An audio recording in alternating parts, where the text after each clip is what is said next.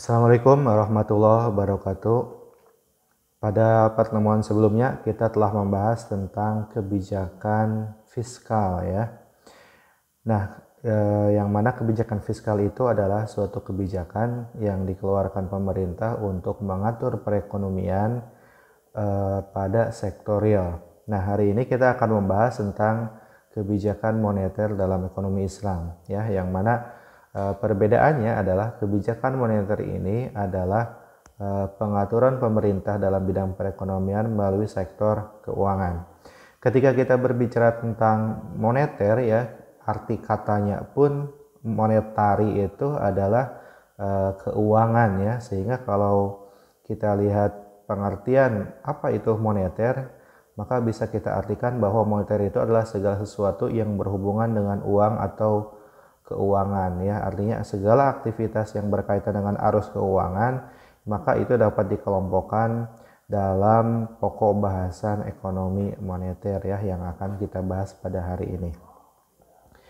Nah, ketika kita berbicara tentang kebijakan ya, kebijakan moneter, maka kita bisa menyebut bahwa kebijakan moneter itu adalah sebagai sebuah kebijakan pemerintah untuk mengatur perekonomian secara makro ya, melalui pengaturan jumlah uang beredar ya. Nah, di antara kelebihan ya sektor moneter ini daripada sektor fiskal kemarin ya, kebijakan moneter dibandingkan kebijakan fiskal, yaitu setidaknya ada 3 hal ya. Yang pertama, bahwa kebijakan moneter ini tidak menimbulkan masalah crowding out ya, seperti yang kemarin kita telah bahas dalam perekonomian konvensional yang menerapkan sistem konvensional. Ketika misalkan pemerintah mengeluarkan sebuah kebijakan fiskal ya, menambah pengeluaran pemerintah, maka itu akan menimbulkan masalah crowding out, yang mana akan menyebabkan salah satunya tingkat suku bunga naik ya. Meskipun dalam ekonomi Islam tentunya tidak akan terjadi hal seperti itu, karena dalam ekonomi Islam itu suku bunga sendiri itu adalah sesuatu yang diharamkan, artinya tidak diterapkan sama sekali. Nah, yang kedua, kelebihan kebijakan moneter itu adalah decision lag-nya itu tidak terlalu lama ya, sehingga pelaksanaan kebijakan dapat disesuaikan dengan masalah ekonomi yang muncul sekarang. Jadi masalahnya muncul sekarang, kemudian solusinya ya sekarang, tidak terlalu lama. Berbeda dengan kebijakan fiskal ya, kebijakan fiskal itu memerlukan waktu yang lama, karena ketika misalkan pemerintah mau mengambil sebuah kebijakan itu proses yang dilalui itu sangat panjang gitu ya, sektorial itu. Berbeda dengan sektor keuangan. Nah, yang ketiga yaitu tidak menimbulkan beban kepada generasi yang akan datang dalam bentuk keperluan untuk membayar bunga dan mencicil utang pemerintah ya. Nah, karena ketika kemarin kita berbicara kebijakan fiskal, misalkan ketika pemerintah menerapkan kebijakan defisit, maka ada 2 jalan kan ya. Pertama, pemerintah bisa menjual aset milik negara, yang kedua adalah dengan mengambil utang ya, baik itu dari luar negeri maupun dengan cara menjual surat-surat berharga, obligasi, atau utang kepada rakyatnya sendiri juga bisa ya. Nah, kebijakan moneter itu tidak ya, karena dengan kebijakan moneter ini dilakukan dengan mengatur jumlah uang yang beredar di masyarakat. Jangan terlalu sedikit dan jangan terlalu banyak ya. Nah, seperti kalau kita perhatikan ya mengenai teori nilai uang ya, dalam teorinya Irving Fisher, yang mana dia menyebutkan MV itu sama dengan PT, di mana M itu adalah jumlah uang yang beredar ya, kemudian V itu adalah kecepatan perputaran uang, kemudian P itu adalah tingkat harga secara umum, dan T itu adalah jumlah barang dan jasa, di mana M itu berkaitan dengan P dan V itu berkaitan dengan T. Ya, artinya ketika jumlah barang dan jasa itu meningkat atau naik atau produksi meningkat, maka itu akan meningkatkan kecepatan perputaran uang. Dan sebaliknya, ketika misalkan jumlah uang yang beredar itu meningkat, kemudian itu maka berhubungan dengan P ya, atau tingkat harga secara umum. Artinya ketika misalkan jumlah uang yang beredar naik ya, M-nya naik, V-nya itu tidak naik, maka T pun akan tetap, sehingga P yang akan naik ya. Artinya apa? Ketika pemerintah mencetak uang terlalu banyak, jumlah uang yang beredar terlalu banyak, kemudian tidak diimbangi dengan tambahan produksi, maka itu akan membuat uang semakin tidak bernilai, sehingga harga barang itu naik gitu ya. Nah, sehingga dari sini diperlukan adanya pengaturan jumlah uang yang beredar, sehingga inflasi itu bisa dikendalikan ya, karena inflasi yang terlalu tinggi itu akan sangat berbahaya itu bagi perekonomian suatu negara. Nah, ketika kita berbicara tujuan, untuk apa sih kebijakan moneter ini ya, pemerintah repot-repot membuat sebuah kebijakan di bidang moneter ya, maka sedikitnya ada 5 tujuan ya utama kenapa pemerintah ini perlu membuat sebuah kebijakan moneter. Yang pertama adalah kesepakatan kerja penuh atau full employment dan laju pertumbuhan ekonomi. Ya, artinya ini untuk mengurangi pengangguran, kemudian untuk meningkatkan pertumbuhan ekonomi ya. Nah, dalam ekonomi konvensional tentunya menggunakan tingkat suku bunga ya.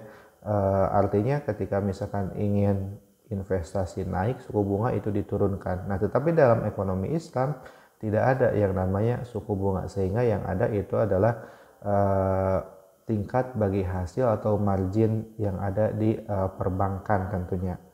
Nah, kemudian yang kedua yaitu keadilan sosioekonomi dan pemerataan distribusi kekayaan dan pendapatan ya. Kemudian yang ketiga adalah stabilitas nilai tukar mata uang ya, seperti yang kita tahu bahwa mata uang sekarang ini adalah mengambang semua ya, tidak ada yang tetap, sehingga stabilitas nilai mata uang ini sangat cepat sekali berubah gitu ya. Nah, sehingga ini memerlukan peran pemerintah ya. Ketika pemerintah ingin menjaga iklim investasi itu baik ya, maka pemerintah itu harus membuat nilai mata uang stabil ya, untuk memberikan keamanan ya, rasa aman kepada para investor ya. Karena ketika perekonomian tidak stabil, maka para investor pun akan merasa enggan ya untuk menanamkan uangnya di kita ya tentunya. Nah, kemudian yang keempat adalah mobilisasi investasi dan tabungan untuk pembangunan perekonomian ya. Ya, sebetulnya pada intinya adalah pembangunan perekonomian itu ya di sektor fiskal, tetapi sektor moneter ini dapat mempengaruhi sektor fiskal ya.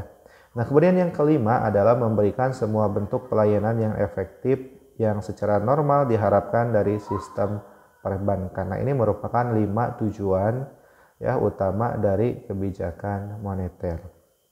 Nah, selanjutnya kita akan berbicara tentang apa saja ya instrumen-instrumen yang bisa digunakan pemerintah untuk mengatur perekonomian ini ya. Nah, maka sedikitnya atau secara garis besar itu ada 2 instrumen gitu ya secara umum ya. Yang pertama adalah kebijakan moneter yang bersifat kuantitatif ya. Nah, yaitu kebijakan umum yang bertujuan mempengaruhi jumlah penawaran uang ya, dan tingkat bunga tentunya pada sistem konvensional atau bagi hasil gitu ya pada sistem ekonomi Islam dalam perekonomian. Nah, instrumen-instrumen kebijakan moneter kuantitatif ini yang pertama bisa berupa operasi pasar terbuka ya, artinya dengan cara menjual surat-surat berharga gitu ya. Nah, kemudian yang kedua mengubah persyaratan cadangan minimum atau reserve requirement, yang mana pemerintah melalui BI ya selaku bank sentral itu bisa menetapkan cadangan minimum bank umum berapa itu yang disimpan di bank di bank sentral ya. Artinya ketika misalkan pemerintah ingin meningkatkan pertumbuhan ekonomi ya, investasi, maka biasanya cadangan minimumnya itu diperkecil gitu ya. Tetapi sebaliknya ketika inflasi terlalu tinggi gitu ya, kemudian pemerintah ingin mengendalikannya, maka biasanya cadangan minimum ini ditambah ya. Nah, kemudian adalah yang ketiga adalah credit ceiling atau pemberian batasan kredit ya. Ini juga sama ya. Ketika misalkan perekonomian sedang lesu, pemerintah ingin meningkatkan pertumbuhan ekonomi, mengurangi pengangguran, maka kredit selling itu ya tidak dibatasi, bahkan berapapun jumlah kredit itu akan ditambah gitu ya, akan tinggi. Nah, tetapi ketika tadi ya perekonomian sedang mengalami inflasi gitu ya, terutama ketika inflasi itu sudah cukup tinggi, maka biasanya di sana pemerintah melakukan credit selling atau pembatasan kredit. Ya tujuannya tadi supaya jumlah uang yang beredar di masyarakat berkurang ya, sehingga tadi tingkat harga umum kembali turun, inflasi kembali turun ya. Nah, kemudian bisa berupa demand deposit gitu ya, kemudian common pool, kemudian kalau dalam konvensional ya jelas ya tadi tingkat suku bunga ya. Tetapi sekali lagi ini yang merupakan perbedaan dalam sistem moneter konvensional dan Islam itu salah satunya adalah tingkat suku bunga. Meskipun ada satu lagi yang lain yaitu adalah adanya spekulasi ya kalau dalam konvensional. Tapi dalam Islam itu tidak. Nah, tentunya suku bunga dan spekulasi ini tentunya itu diawali oleh perbedaan tentang konsep uang, di mana dalam konvensional itu menganggap bahwa uang itu sebagai komoditas ya, sehingga muncul dua konsep tadi yaitu adanya bunga dan spekulasi. Tetapi dalam Islam menganggap bahwa uang itu bukan merupakan suatu komoditas ya, karena uang itu tidak bisa memberikan manfaat yang langsung kepada kita. Uang itu bisa bermanfaat kalau itu ditukar dengan barang atau jasa, sehingga itu hanya sebagai alat tukar, bukan sebagai komoditas. Sehingga dalam Islam itu tidak ada yang namanya bunga, tidak ada yang namanya spekulasi. Kebijakan moneter yang kedua yaitu yang bersifat kualitatif ya. Yang pertama itu instrumennya yaitu merupakan pengawasan pinjaman secara selektif, yaitu menentukan jenis-jenis pinjaman yang harus dikurangi atau ditambah gitu ya. Kemudian yang kedua adalah moral suasion, yaitu sebuah himbauan ya atau bujukan dari bank sentral kepada bank umum gitu ya, untuk mengurangi atau menambah jumlah uang yang beredar tadi ya, berapa kredit yang boleh disalurkan atau tidak boleh disalurkan. Nah, ini merupakan himbauan ya.